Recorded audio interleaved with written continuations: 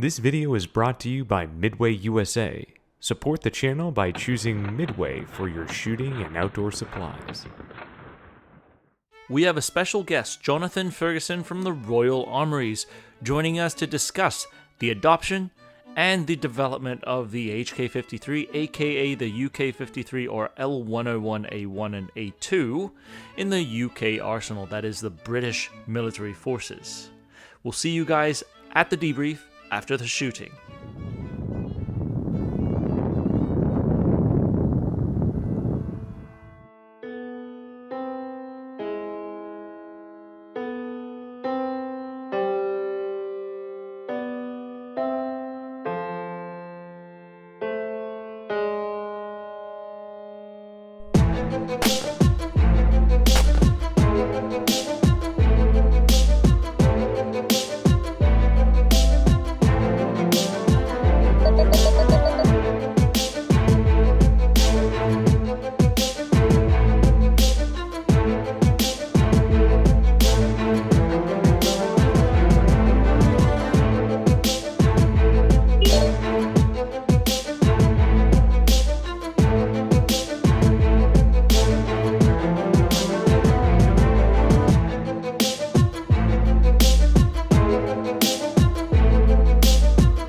What have you got there?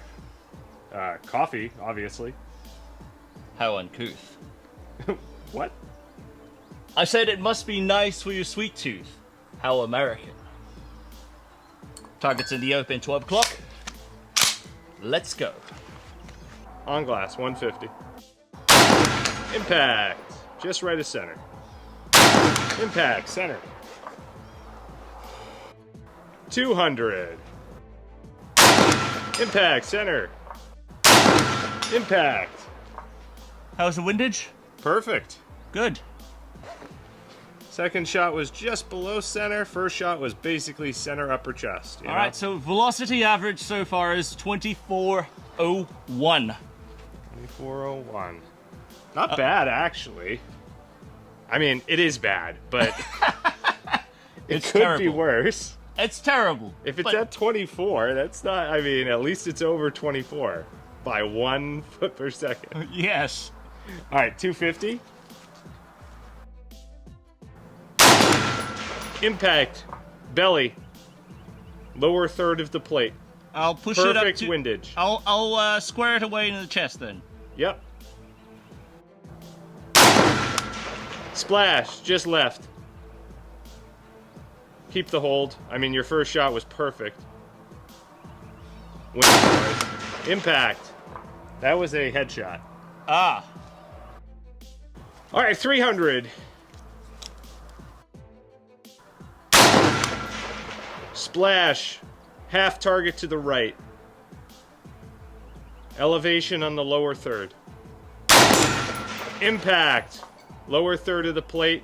Good windage. Splash, just off the left.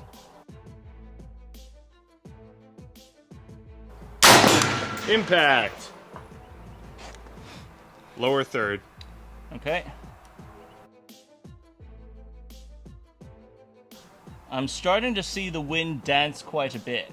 Yeah, I mean, it's probably like 2 miles an hour right now. Yes, and it makes it, it's actually, with this wind, it's already more difficult than a by 3.9. Yep. All right, I'm on at 350, far on the left, target partially in the shade. Kind of went right where you said. Head level, left half. Just underneath it on the bottom right. Impact, lower quadrant of the plate, good windage. Splash, just high, over his left shoulder. Splash, just off the right edge, belly level. Splash, just off his right shoulder, head level. Splash, full target to the left, belly level. Impact. Left edge. Oh, that was a journey. What, your 8-inch 5.56 with a red dot isn't isn't just easy peasy at beyond 300? Weird. But it hit. It did hit. But it hit. It did hit. Okay, I'm on at 400.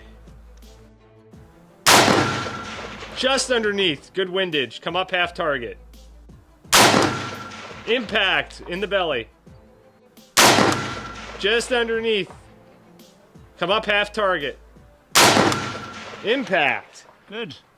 That was a lot better than the 350. Quite responsive to the corrections, too. Yep. Yeah, I mean, just luck, basically. Yeah, I mean, I don't know.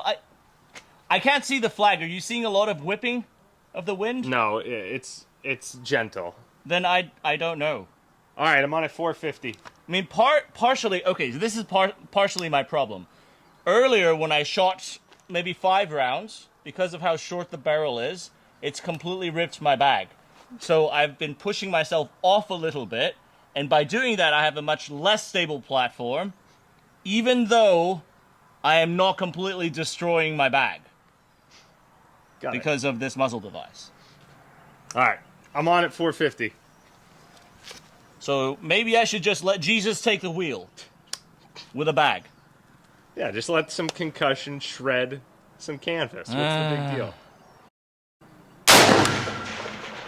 Good elevation splash, 1 target to the left. Impact, upper shoulder, left side.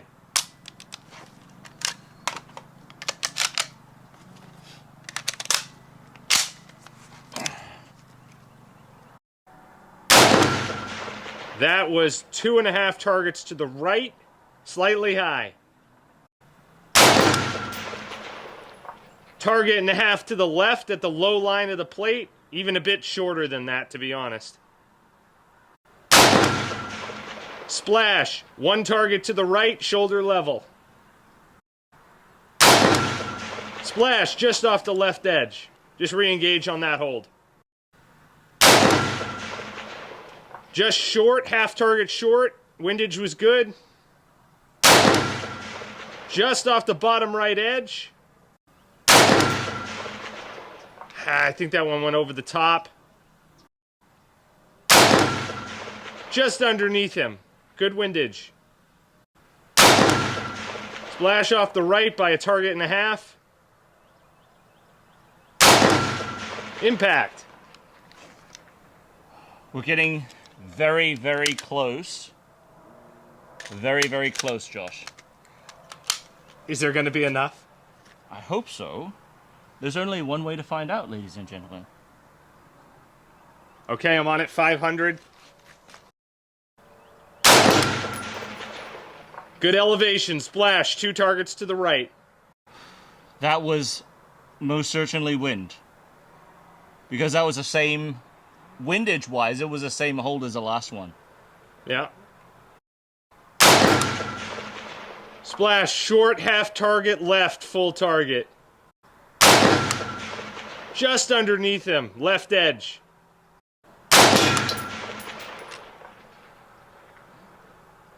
I'm not sure. That one looked good going out. No movement on the plate. Didn't see a splash, so I'm not positive, but it could have been a hit. I just used the same hold.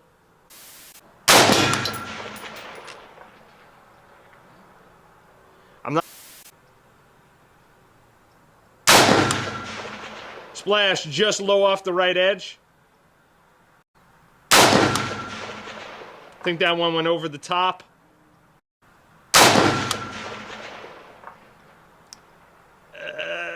I think over his right shoulder.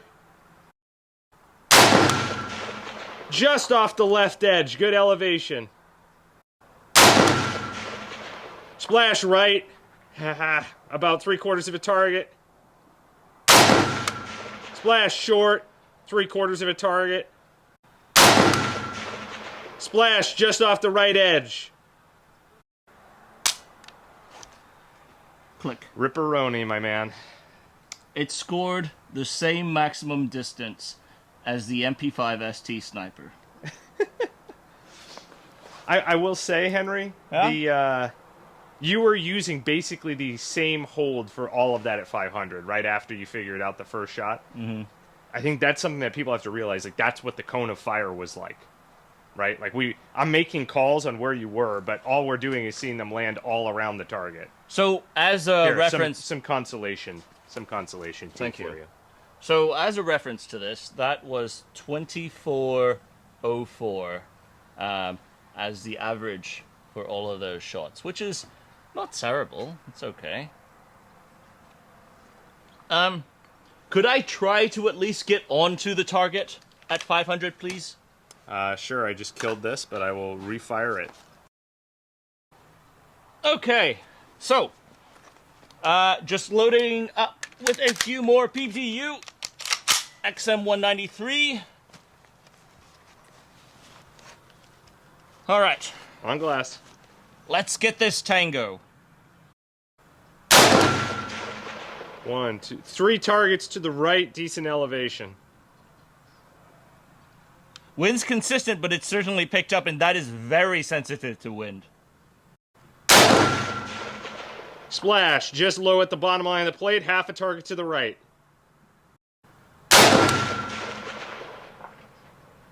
Impact? I think impact. We're gonna engage? Yeah, impact on that one for sure. I think the first one was good too, dude. Huh.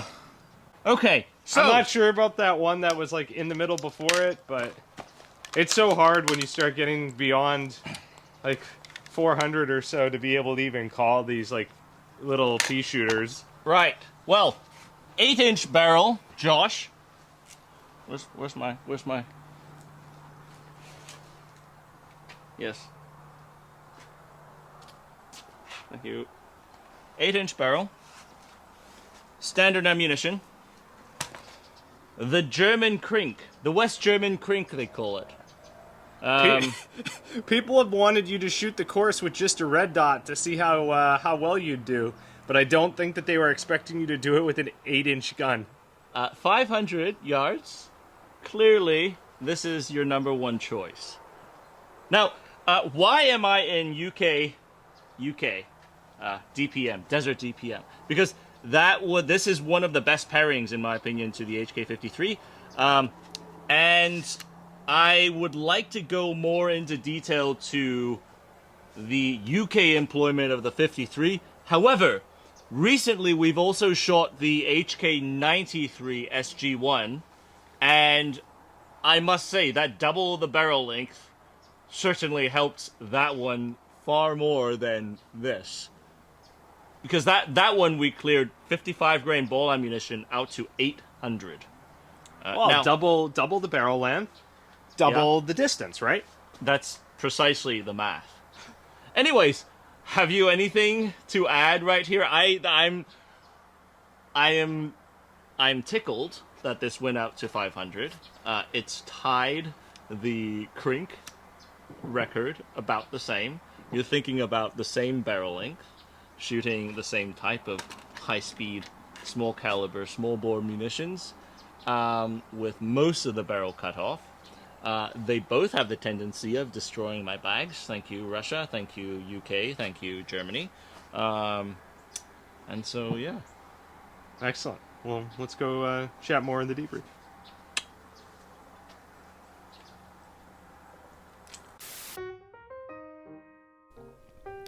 They've said that snipers commit an act of ungentlemanly warfare. Well, guilty as charged, Your Honor. I hope you're enjoying the show thus far. Shows like this, they're brought to you by Slate Black Industries. But most importantly, we're supported by the patrons of Patreon and Utreon. That's right.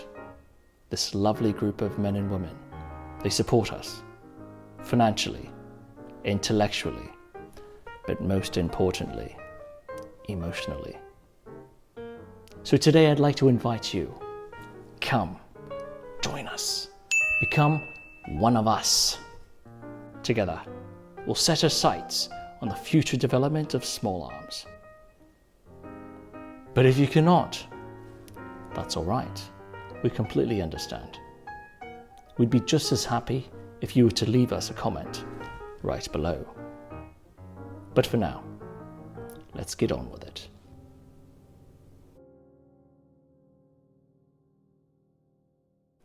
Ouch. Ouch, Henry. But I suppose we get what we deserve when we try to shoot an MP5 out to 500. I mean, close enough, right? The front end looks like it. But wait a second. There's more! It's like the front and the back. If you just cut the magazine portion out through the center of the receiver, it's, yeah. Well, now I'm using the classic L101A1 stock. When I was shooting it, I specifically was using the concave stock, thinking that it would give me a little bit of an edge on the range to where it would shoulder a little better, so maybe I could perform a little better. It did not.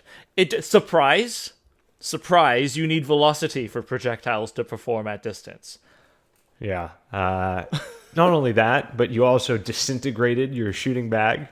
Something which has been around for a long time. Guys, F's in the chat, please, for Henry's shooting bag, which he detonated with the first few shots. Didn't hit it with the projectile. Just the concussion, just... Yeah, that thing's been with me since before Afghanistan, when I first joined the army. So it's unfortunate. But today we are talking about the L101A1... Excuse me, the HK53, because we'll get to the British designation of this, because nicknamed as the Western Crink, this lovely little lady, sporting an 8-inch-ish barrel, shooting a full-power 5.56 NATO, is most equated to the AKS-74U, the Soviet Crink. And first of all, before we get too far into it, I do need to thank my guys, specifically Kyle over at Top Gun, the gun range here in Houston that does a lot of rentals. He helped me find this particular thing, and that's how we are able to bring it on the show. I never thought I would own an HK53, but here we are. This is genuine H&K too, so, but a little bit more on that in a bit, because the part of the build conversion is atrocious, and I need Mike to fix it. However, so we have Kyle to blame for basically your roller habit, just enabling your roller habit more. He and I exchange photos on the roller boys that go through Top Gun, and this just turned into one of them. Also, Tom over at our Discord definitely had a hand in this too, because Tom also bought some roller boys from Kyle and quickly told me about, they have HK53s and 51s, and drew me there. But I digress. An addiction is an addiction is an addiction. We're talking about the subject of the addiction, the HK53, pined over by actually a fair bit of people, but not a lot of people have actually had hands-on, unless you were UK military back in the day, or collectors in the US. These don't find their way into people's hands very frequent, and for good reason, because it's a much more specialized platform. Now, but Henry, you're talking about an H&K, right? A German rifle, but you keep referencing the UK's use of the rifle. That's right. Because, of course, this is also the L101, A1 and A2. This was actually used fairly common with the UK forces. So, notably, the SAS had pulled it in. But in order to tell the UK story, specifically because I was wearing a lovely shade of DPM with Woodland DPM kit during the shooting for this demonstration, I wanted to ask my friend Jonathan Ferguson, the keeper of Firearms and Artillery at the Royal Armouries Museum, to properly introduce the UK employment of the HK53, aka the L101. So, shall we have Jonathan come on and talk about the hearty deployment of this? Hi guys, Jonathan here, Keeper of Firearms and Artillery at the Royal Armouries Museum here in the UK. Henry very kindly has asked me along to give you a little bit more insight into the UK experience of the HK53. I'm sure there are some veterans out there that have made use of it, and I'm sure he'd appreciate comments in the comments section, but from a curatorial perspective, here's what we know about the UK 53 as it was known, at least by some. So 1980 is the first appearance of this thing in print. Publication called a technical folder dated November 1980, and what it describes and shows is this version, quite a vintage version of the 53 by later standards. So MP5 checkered slimline handguard, HK33 style flash suppressor. It's a 5.56 round, of course, so the little tri-lug isn't sufficient. There's actually a difference in receivers, which I can point out on a later variant, but continuous rib along the top. The SEF style polymer low receiver there, the convex small footprint buttstock. These are all standard features, so whatever HK was offering at the time is what was bought. And the implication of this document is it was really something of an urgent operational requirement. And I think we are looking here at Northern Ireland, so SAS, there are no trials that we can find evidence of carried out. There would have been informal testing. Yes, this works really well for what we want by the SAS, perhaps SBS as well, although the requirement was SAS operating out of vehicles. This is what's known as a car gun. Does what it says on the tin. You carry out all the kit you need in a hold-all, effectively, including the weapon, and then you stow the weapon in the footwell. So Andy McNabb, pen name obviously, describes exactly that, resting across the bottom of the footwell where it's accessible. It'd be loaded, made ready to pull out. Close protection, we've used them as car weapons, where we'd put them in the footwell of the car, so we've got our pistols by hand, but if we needed that extra amount of rounds firing, we could pick up the MP5 and we can use it through the windows.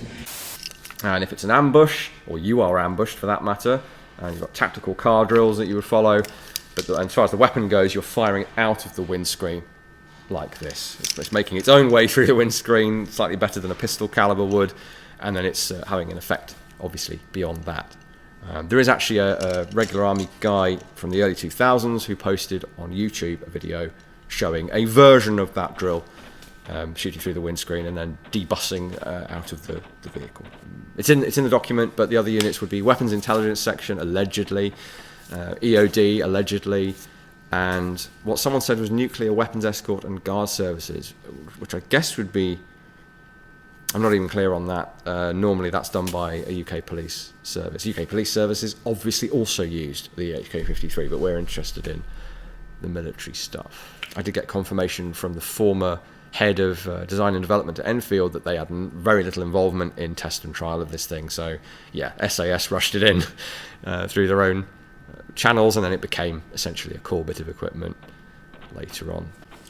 So no designation applied in 1980, but within a few years it is designated, or perhaps even retrospectively when the next one comes in, it's designated L101A1. The British Land Service numbers are a minefield of confusion, but this did receive that initial designation, and it's a 112 twist barrel.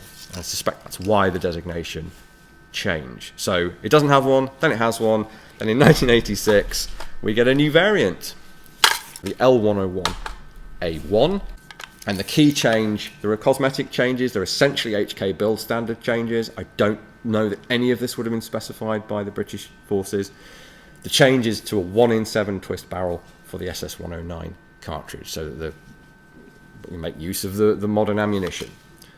We do change, per the Army Equipment Support publication and other evidence that I can find, we change from the 33 flash hider to the 4-prong, for reasons unknown. If anyone knows, we'd like to know. Everything else is basically the same, but there is a designation change and the barrel change. Perhaps the key HK build standard change, if you like, although you could specify it with the old handguard still, I believe, is this MP5. It is literally an MP5 handguard. Doesn't quite fit, but they were put on regardless for a time. So that's 1986, the in-service date for the L101A1. So this time SAS, but very quickly, by about 1983, I believe, joined by the 14 Intelligence Company. Now, these are the regular army counterparts doing a lot of the same armed intelligence work. So the SAS are the sort of tier 1 shooter side of the house. 14 Intelligence Company are doing their thing from the regular army side, sometimes running the operations, I believe. And they are also, a lot of them, armed with HK53s. So that's where it starts to drift away from being purely an SOF requirement. So by the L101A1 period, you've got more people using them. Pretty quickly, you're also getting the Royal Military Police close protection teams making use of this thing. So it becomes not kind of regular issue, but at one of these sort of alternative personal weapons that can be issued to a given unit on a role basis, like the AR-15 was, and the M16 variants later on. Difference there is they didn't get L numbers. This got 3 of them. Well, 2 main ones. So, moving forward to, I believe, 2000, because this one, and this is a bona fide UK service example, and it is marked up. So it's date coded 1999 and marked on the magazine well there, L101A2 with an NSN this time. Now that might just be because this is the only actual UK service version of the F-53 that we have. Unclear, but I wouldn't be surprised if the number wasn't marked on there previously. Anyway, so this is all the same stuff. And to be honest, I have no idea why it has an A2 designation. If anybody knows, and I've asked some people that would know, and I think time has moved on, and the publications don't help. They say there was an upgrade program, but they don't specify what the parts were. There was a change to the locking piece at one point, but that was done to the A1, not to the A2, so that doesn't apply. So all I can do is show you the physical differences, and they are essentially HK end changes. They went back to, well, the other type I believe was still available, but the British Army ended up buying, and the Royal Military Police, in fact, the same pool of weapons, went back to the HK33 style flash hider. I don't know why. Again, if you know, please tell me. And a full-length HK53 specific handguard. A new pattern of receiver, so with an interrupted rib. Don't know the engineering reason behind that, but again, interested to know. The later concave pattern of buttstock. But they stick to this pattern of lower receiver, at least initially. But by the early 2000s in Afghanistan, notably the Royal Military Police, CP guys, they are using the modern slick-sided polymer lower receiver that you'll be familiar with the burst feature. So I suspect that's close protection specific. They wanted the burst trigger packs, so they ordered some and fitted them. Would be my guess, but I don't have the evidence for that. Now this gun is actually manufactured at Nottingham, the Nottingham Small Arms Facility, H&K's UK branch, at a time when it was owned by Royal Ordnance, British Aerospace, BAE Systems, different names over time. So that's a UK service example, also made in the UK. Enfield also manufactured or assembled at least HK53s before that, and it's logical that SAS and other British service examples would have been assembled at Enfield, then assembled or manufactured at Nottingham. Not quite clear how many of these were actually purchased. I believe a bit less than 5,000, based on anecdote essentially, but it's hard to be sure. What I am sure of is there were just under 1,000 of them in service still in 2004 to 2005, which is kind of the last gasp of this thing. So only really Royal Military Police Close Protection are still using it by that time. In Afghanistan, lots of pictures of that, tricked out with the Surefire handguard, optics, etc. B&T claw mount, which we don't have to show you here. SAS have long since ceased, well, relatively speaking, long since ceased the use of these. Increasingly throughout the 1980s, they are making more and more use of the world standard, the Colt, what they call the Armalite carbines. So 723, 733, 933, quite a variety in service.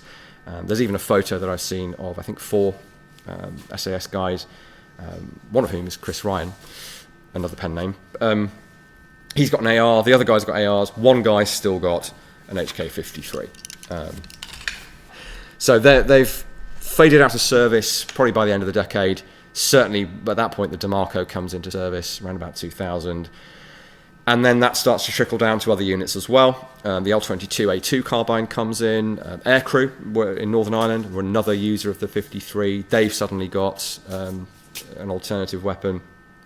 And of course, they're all aging out, wearing out as well over time. And the general trend is toward either short barrel DeMarcos or the L101A2 carbine. So that's the 53 is gone by 2010. So they had an out of service date of 2010, and I don't think I've seen or read of any in use beyond maybe 2007. So, Henry, what I'm hearing here is you took a PDW designed for close-range vehicle ambush and decided, I'm going to shoot this to 500. Obviously, peak performance for that, right? But I've always seen, growing up as a young boy looking at the books in the library, I've always thought this was a really cool silhouette. And in the airsoft scene, I've also seen this peddled quite a bit. And so I never thought that this was something that we would get to look at. But now that we did, and delving into it a little more, I thought it was interesting specifically that they talked about, Jonathan talked about it being a vehicle-borne PDW. Because we think back about when this was employed, right? The 70s, the 80s, what was the SAS doing? Northern Ireland. So you're talking about a lot of unconventional, undercover, foot mobile operations. A lot of, let's park this vehicle with 4 or 5 men inside. You may be breaching, you may be nabbing someone, you may be responding to something very quickly. I understand, because what are the other options? Your AR-15 shorties are not highly reliable at this point yet. 70s and the 80s, you've got your CAR-15s, but then the gassing was a mess back then, right? The SAS was known to use the longer AR-15s as an early adopter over in the UK forces.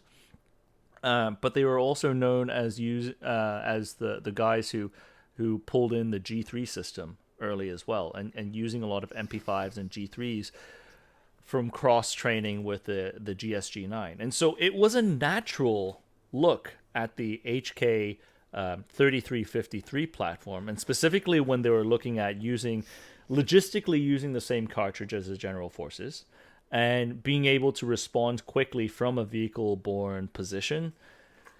This made sense. Even though nowadays it makes next to zero sense to use something like this when we've got a fleshed-out AR-15 catalog out there. Which I will say the SAS does use the Colt Canada Daimaco AR-15. So,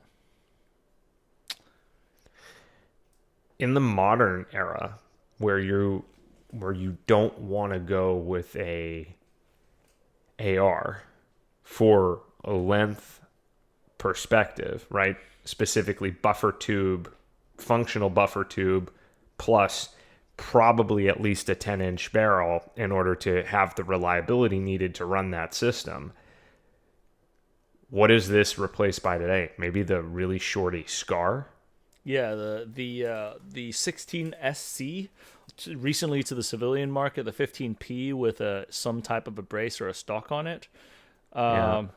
There's other options now too. You know, the Bren has plenty of different offerings. The MCXs like that. I think those usually, though, if they go really short on the barrel, shorter than the 10.5s or the 11s, I think they go into 300 black nowadays. Specifically, yes. With the advent of 300 black, it really bridged that gap, right? But I would say with 300 black, logistics is forever going to be one of its major cruxes because 300 Black isn't a general issue cartridge. Typical general issue is 5.56. Now, in the future that may change. I don't know. I don't think so. But when you're looking at what did the Russians do? They even favored the logistics of 5.45 just to give people who needed to use a small shorty system something to use, instead of going into a full submachine gun. So it is pretty interesting when you put this up against the Krink. Yeah. Like the rolls, the function of the rifle, like the folding stocks, collapsible stocks, the length of the barrel being quite tucked in, like shorter than what we're used to here, with our AR platform stuff here.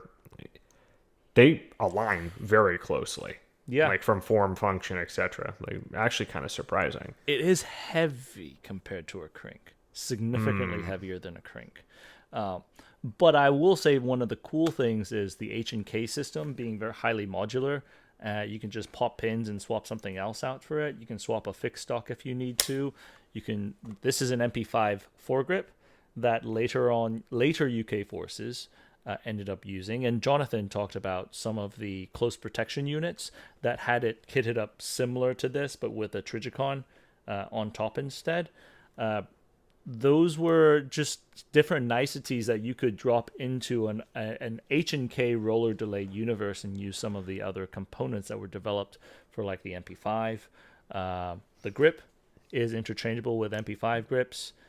So there's also that logistical component if you're into the H&K world. I have a theory that H&K is like the Apple Mac of guns, because they come up with this whole system that they prescribe to you and you use and pick and choose from the different parts of the system, but it's very difficult to customize on your own, as opposed to like the AR-15 side, but very usable, right? So what's the shootability of this thing, Henry? What's the recoil impulse? I mean, obviously it's rollers, right? Mm-hmm. But when I shot it, I haven't shot enough out of this, right? But the feeling I got was that this didn't feel like the HK93 or 33 variant. It's actually, to me, the recoil seems to be very low. Seems to be a very low recoil firearm. But again, as a roller delayed system, you're chopping off most of the barrel. I think if you shoot it the now the way that we shoot, heads up, you could. But specifically with the kind of curved in stock, and it was not designed this way, by the way. I need to make this clear. It was not designed to be shot this way. But with body armor, a lot of times, and a low-mounted optic for like early GWAT days, you end up putting like the tip onto your shoulder to fire it. Again, this is not peak performance for now shooting techniques nowadays, but I find that this actually works. This actually works specifically with a lower recoil. It's not the most comfortable. It takes practice, but it works. Specifically, again, I did not use this stock on the course because I was thinking that shoulder contact would be a little bit easier when I was shooting precision, but no, I didn't game myself out of that. I would love to get this on your hands to shoot a little bit more, though, Josh, because it's so different. It's so much different compared to the stuff that you usually shoot. Now, Henry, I know you mentioned that there were some slight issues with the build here, none of which would have affected the accuracy or the run or anything like that. But I know you were frustrated a bit when you got this because you were so ready for your HK53, and well, yeah. So okay. This is technically a build. I mean, yes, it is a build. This did not roll off of the HK lines this way. It is remarked from an HK93 to a 53. So everything, all the components here were built by H&K, but later on was retrofit into a 53. Part of the beauty of this is, again, the plug and play function, kind of like the AK101 system, the H&K roller delayed system. You could plug and play different things to turn it into a different configuration. And what happened here is it's a well-known builder in the US who had marked This is how I knew it was from the well-known builder, is because he marked his maker's mark and gave me a certificate of excellence that this is a investment-grade firearm. Here's the problem. He messed up on the build, and this hand-built beauty. Now, this is the handguard retainer bracket, the hanger. He welded the hanger crooked. Now, it's not that much crooked, but it's crooked enough to where it's very difficult to install the handguard. If you're unfamiliar, the handguard retainer, it has a handguard hanger. It has 3 little holes on the top, and you're supposed to just spot weld those 3 little holes. So if that were an issue, easy peasy, just drill it out and put a new one back in, right? He didn't do that. He welded stacked dimes all around it, so there's no way you can remove the one that he put in. On top of that, he also installed the front side slightly crooked, so my rear sight's maxed out to one side. It still hits, it's still zeros, but look, if you issue certificates for an investment grade, hand-built, meticulous firearm, please generate that, right? So this is going to suffice to say here, Henry, that although somebody can be really well known or be a very popular or highly considered or thought of builder, much is in the world of any sort of high-end custom product that's being hand done by one person. It's entirely possible for something to sneak out from a QC perspective that isn't perfect. Not an excuse of any sense, but I've seen that also like in the custom knife world, for example, where I've had something that I was after for a long time from like a really well-known manufacturer or builder or maker, and get it, and like it has very basic functional things that like aren't perfect about it, and you go, that's odd, like everybody holds this person in such high regard, so on and so forth. Yeah. I think that's a fair thing to consider anytime that you're after sort of one-off hand builds. So I think for you on the AR world, you see it less because the parts are fairly standardized. I mean, and it's frankly nowadays you don't even drill and pin things. Nope, nobody's doing any of this either. Like there's not a dude who's like hand building the ARs, right, and then you get it and it's like, well, it's not 100% perfect. It's probably more akin to AK builders, right? That's it. So I was about to say, when it comes to it, the AK world and the H&K like roller delayed world, when you want someone to custom build stuff, that's where some of the frustrations can come about. And these things, when you custom build things, please, I mean, if you could find someone who actually understands the specs and the builds and the standards that it's supposed to meet, I mean, lean on them. If you could find a builder, that's why habitually we go back to guys like Zach, who is Brandon Herrera's lead gunsmith, because Zach is he would rather not have things go out, but he has an interest in historical fabrication methods. And so when it comes to guys like that, he probably would have fired this and realized that the sights were completely off, and then looked at the historical welding techniques and saw that he should not do that. And that, it's a nature of the U.S. fabricating and gun build world, and hugely linked to the H&K and AKs in the U.S. Yeah. Well, alas, off it goes to get corrected. Gunsmith Mike will have a great old time trying to disconnect that front handguard bracket. I'm sure he'll love you for it. He's already sent me very colorful messages about this. He says it's mostly directed at the previous builder, but this is not the first time, and I have all the confidence that Mike... Oh, hi, didn't see you there. will be able to pull through. One thing, though, I know we talked about how difficult these things are to come by. I've been reading that MKE through Sentry is actually able to bring in the pistol version of the HK33s, which is this, into the States. So despite this thing costing a fortune, potentially, we can get licensed HK33 type builds back in the States in this form. I know it's the most practical form, but guys like Mike potentially could be doing more front-end work because of this. I don't know. But regardless, if that happens, that'd be awesome. I mean, less so awesome for the collectors out there who have things like this. But generally, that is a net positive for the community, even though we now have 300 Blackout, small things, and AR-15, small things that are just reliable. This is the drip. So, anyways, I think that's probably the last bit I've had to add to this particular piece.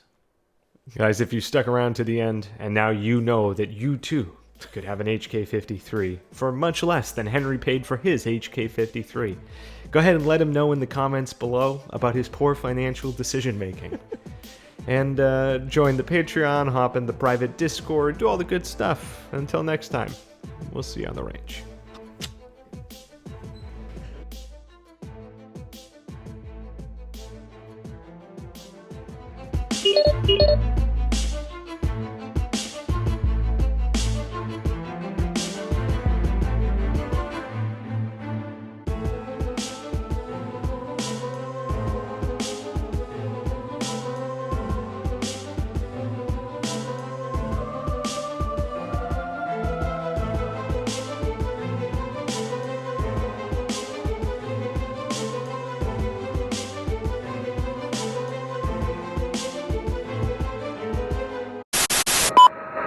This is Steel Knight 6, 4 Vic, 8 packs, Redcon 1, green to green. How copy, over? Steel Knight 6, this is 716, roger, over. 1-6, Steel Knight 1, 1 pack, green, green, over. This is 716, roger, over. 1-6, Steel Knight 2, 1 Victor, 2 packs, Redcon 1, over.